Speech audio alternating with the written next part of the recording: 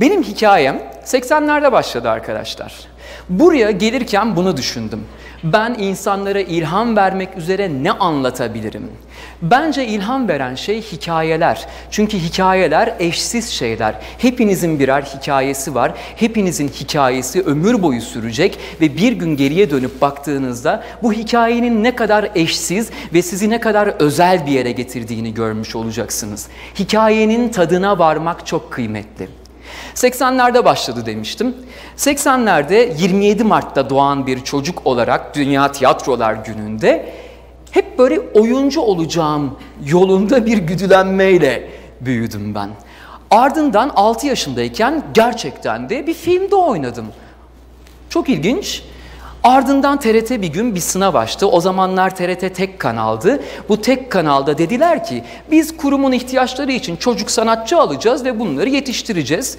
İşte buna hevesli olan arkadaşlarımız buyursun gelsin sınava girsin. Ben deli olduğum için gittim o sınava girdim. Bir de üstüne kazandım. Dolayısıyla henüz 10'lu yaşlara gelmeden hedeflediğim yere neredeyse ulaşmış gibi bir şey oldum. Bir anda kendimi mikrofonun arkasında, kameranın önünde falan filanda bulmaya başladım ve o andan itibaren ömrüm stüdyoda geçmeye başladı. Hala da öyle.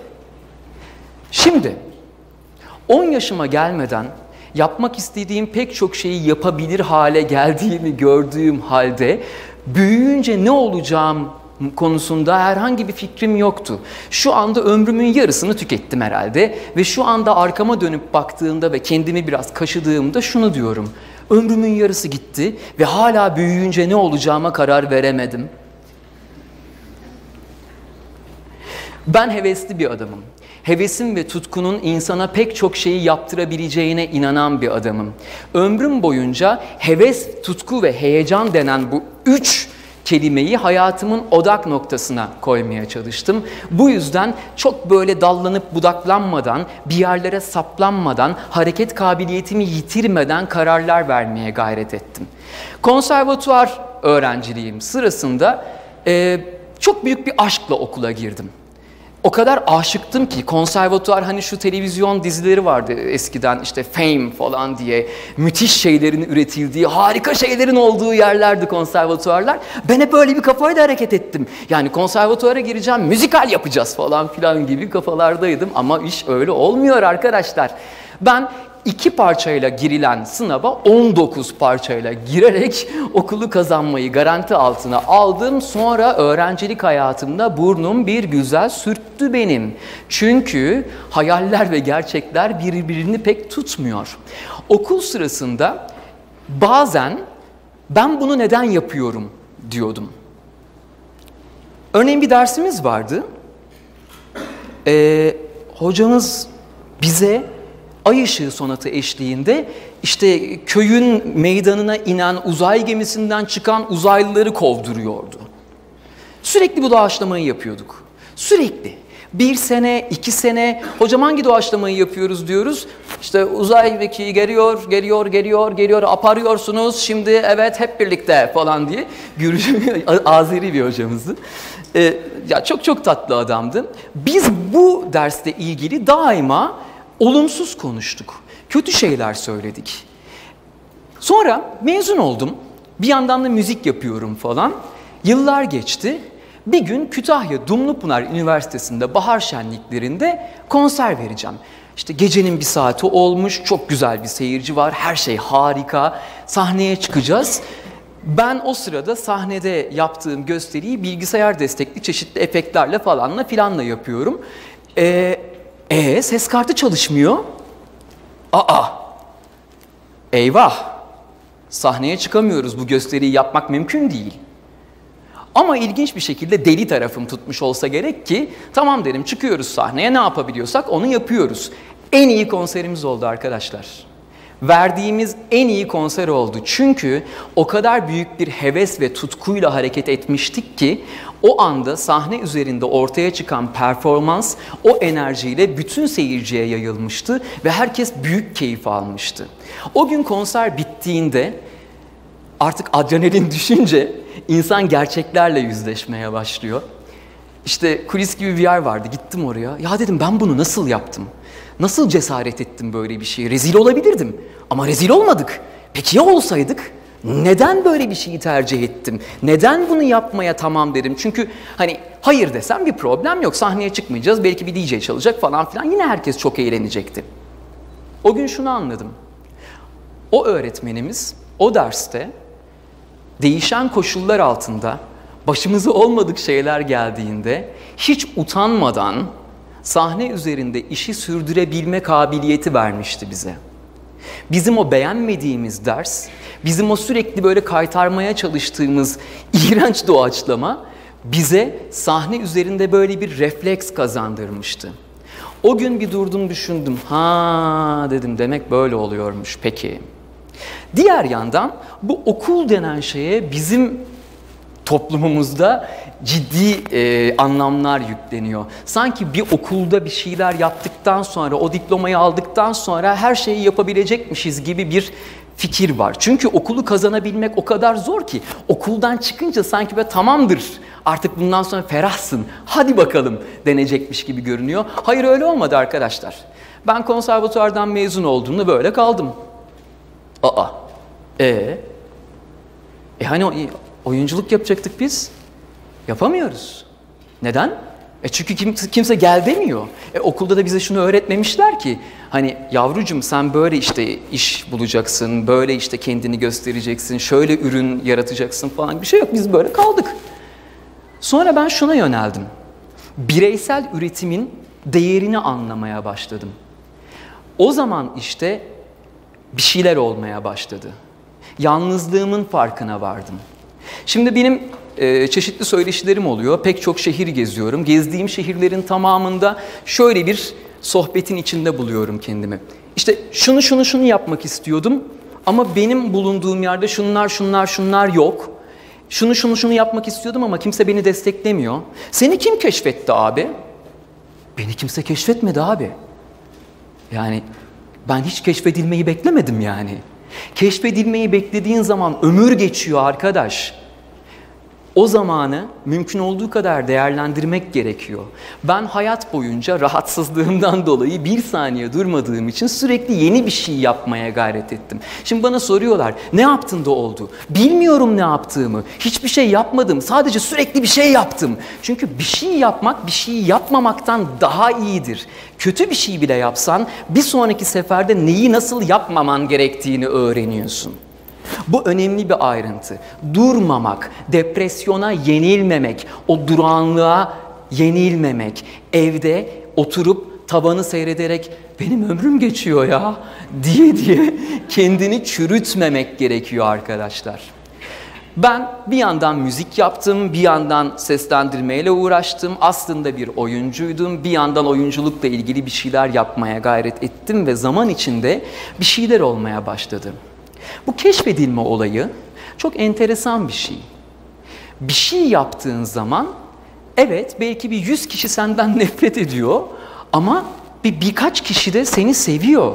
O yaptığın şeyi gören birkaç kişi var. İşte o insanlarla bir araya gelmeyi başarmak önemli.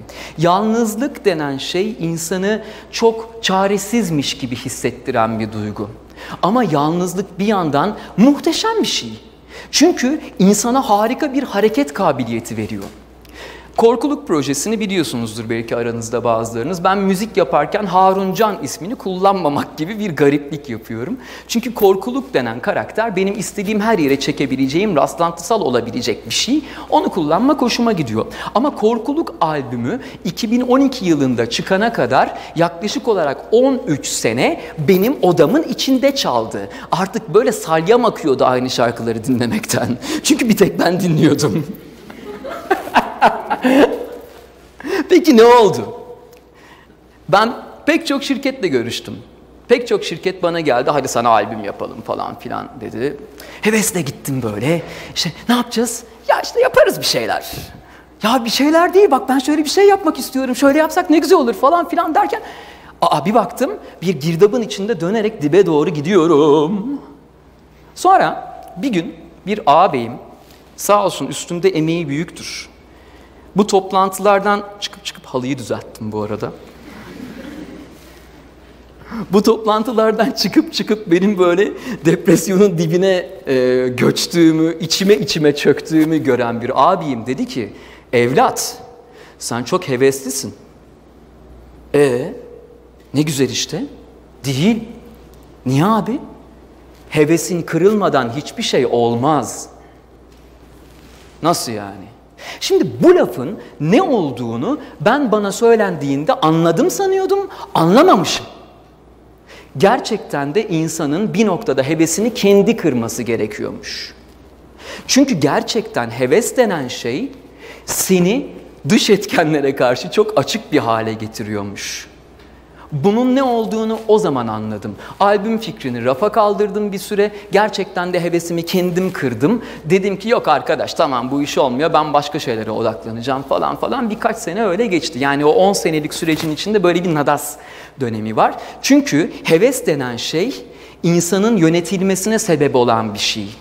Heves sizin farklı kalmanızı önleyebilen bir şey. Çünkü hevesten dolayı evet dediğiniz pek çok şey sizin aynılaşmanıza sebep oluyor. Kafanda çok başka bir fikir varken bir tane stilist diyor ki sana, işte sana şöyle siyah bir takım giydirelim, beyaz gömlek giydirelim, öyle bir korkuluk ol sen.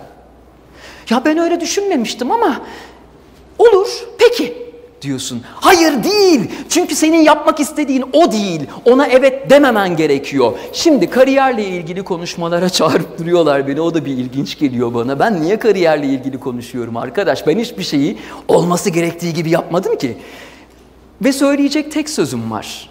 Kariyer falan filan konusunda. Ne yaparsanız yapın arkadaşlar.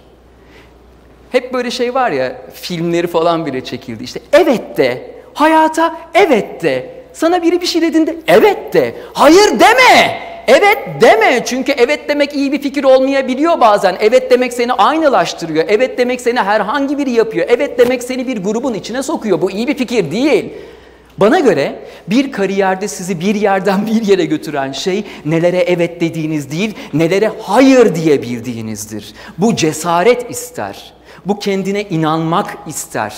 Bu yaptığın şeye kendini adayabilmek ister. Çünkü hayır dediğin anda birileri yanında durmamayı seçecektir.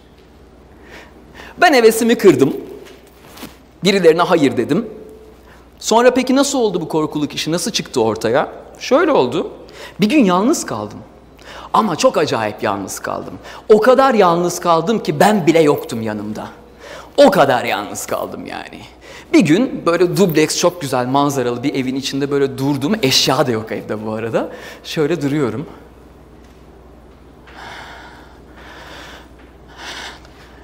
Ben albümü yapayım bari falan dedim. Stüdyoya geçtim. Öyle bir şey yaşandı ve 2-3 ay sonra albüm ortaya çıktı. Rafa kondu. Videolarını çekiyordum falan filan. Peki neden oldu? Çünkü bazen yapacak son şeyinin kalmış olması harika bir şeydir.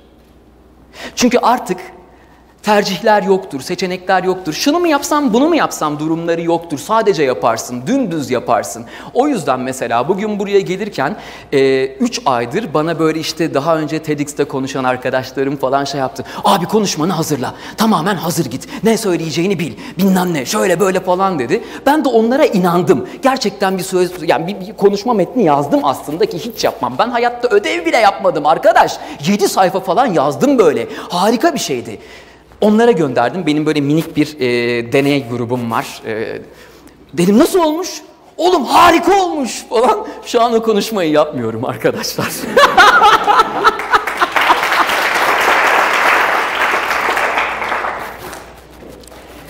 Heves dedik, inanç dedik. Bunlar çok enteresan şeyler. Hevesi kırmak insanı rahatlatıyor. Ama hevesi kullanmak da pek çok şeyi yapabilmenizi sağlıyor. Dolayısıyla burada bir ayar var arkadaşlar. O hevesle, o heyecanla bir şey yaratıp daha sonra o hevesi kullanarak sizi manipüle edebilecek bütün etkenlerden sıyrılarak onu ortaya koyabilecek stratejiyi geliştirmek başka bir şey. İşte oradaki o ayarı iyi kestirmek gerekiyor. Ben ne yazık ki bunun çok geç farkına vardım. O arada ciddi zaman kaybettim. Hani bu konuşmayı dinleyenler için de bir şeylere uyananlar olursa çok mutlu olurum. Zaman kaybetmeyin. Bir şey yapma şansınız varsa lütfen hemen yapın. Bu anlamda yalnızlık iyi bir şeydir. Kimse seni keşfetmemiş, harika. Kimse sana destek vermiyor. Uf, mükemmel. Hadi sen yap, tek başına yap. Çünkü tek başına yaparken o kadar çok şeyle uğraşman gerekiyor. O kadar çok şeyi öğrenmen gerekiyor ki günün birinde yapmak istediğin herhangi bir şeyi kimseye ihtiyaç duymadan sadece öz kaynaklarınla yapabilir hale geliyorsun.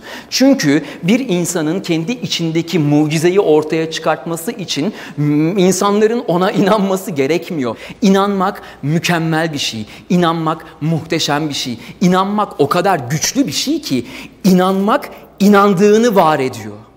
İnanmak inandığından büyük. Çünkü inanmak inandığının var olmasının sebebi oluyor. Bu bir cesaret işi. Biraz çekinmemek gerekiyor. Biraz ne yapayım bu da böyle oldu demeyi becermek gerekiyor belki, bilmiyorum. Sadece burada bulunan herkese söylemek isterim ki biraz içinizi kazın bakalım. Çünkü içimizde gömülü olan çok şey var.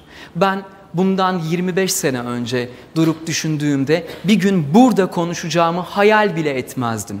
Bir gün yaptığım işlerin milyonlarca evin içine gireceğini hayal bile etmezdim. Böyle bir hedefim bile yoktu. Ben sadece bir yolu yürüdüm. Yolu yürürken mümkün mertebe koşmaya ve sağdan soldan gelen ataklara çok böyle kulak asmamaya gayret ettim ve bir yere vardım. Benim böyle olmamam gerekiyordu yahu.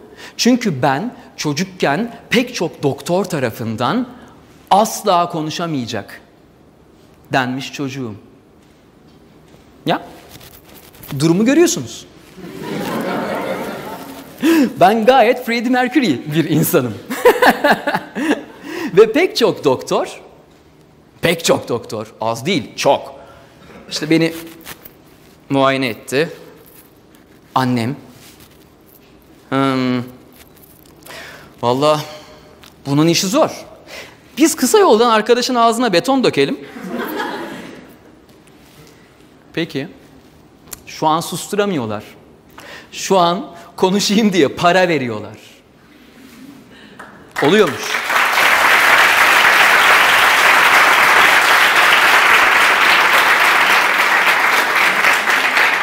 Arkadaşlar, gülümseyin, mutlu olun.